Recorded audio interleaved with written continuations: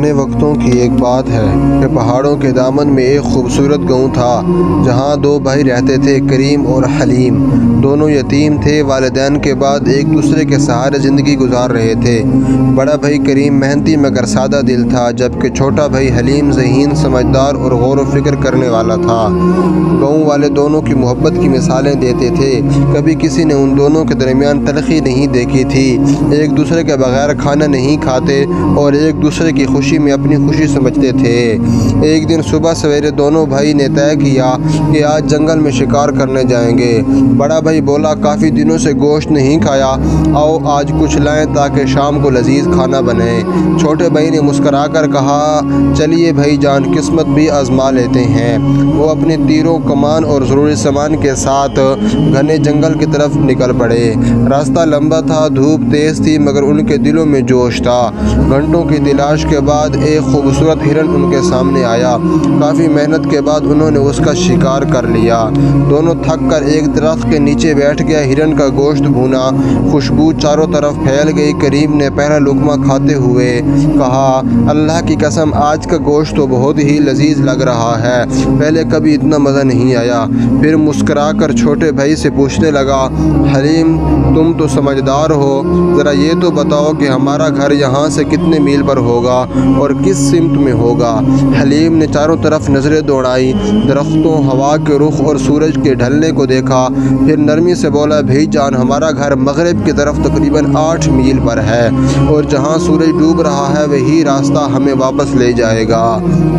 کریم حیران ہوا، واہ، تمہیں سب معلوم ہے، لیکن یہ بھی بتاؤ کہ آج کا گوشت اتنا لذیذ کیوں لگ رہا ہے؟ حلیم نے چند لمحے خاموشی اختیار کی، پھر بولا، لگتا ہے ہماری قسمت جاگنے والی ہے۔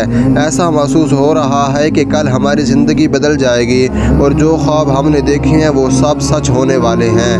دونوں بھائی کھانا ختم کر کے واپس نکلے، مگر راستے میں بارش ہو گئی، بادل گرجنے لگے، ہوا تیز چلنے لگی۔ ان دونوں نے ایک پرانا غار دیکھا اور پناہ لے لی۔ رات گہری ہوئی مگر غار کے اندر ایک عجیب روشنی نظر آنے لگی۔ دونوں بھائیوں نے دیکھا کہ ایک بوڑھا درویش غار میں کونے میں بیٹھا ذکر کر رہا ہے۔ دونوں نے سلام کیا۔ درویش نے ان کی طرف دیکھا اور مسکرا کر کہا، بیٹو، آج تم نے جو ہرن کھایا ہے وہ تمہارا نصیب کا پہلا دروازہ تھا۔ کل صبح تمہارے لیے آزمائش بھی آئے گی، انعام بھی آئے گا۔ جو صبر کرے گا وہ دولت پائے گا، جو لالچ کرے گا وہ سب کچھ کھو دے گا۔ یہ کہہ کر درویش غائب ہو گیا وہاں سے۔ صبح جب آنکھ کھلی، دونوں نے غار کے دہانے پر ایک چھوٹا صندوقچہ دیکھا۔ کھولا تو اس میں سونا، چاندی، نگینے اور ایک چمکتا ہوا پتھر رکھا تھا۔ کریم خوشی سے چیخ اٹھا، یہ تو خزانہ ہے، ہمارا نصیب جاگ گیا۔ مگر حلیم نے ہاتھ روک لیا، بھائی جان، یاد ہے کہ درویش نے کیا کہا تھا، یہ آزمائش بھی ہے، چلو پہلے اس کو بانٹنے کا حق سوچ لیتے ہیں۔ کریم بولا، یہ ہم دونوں کا ہے، آدھا تمہارا آدھا میرا۔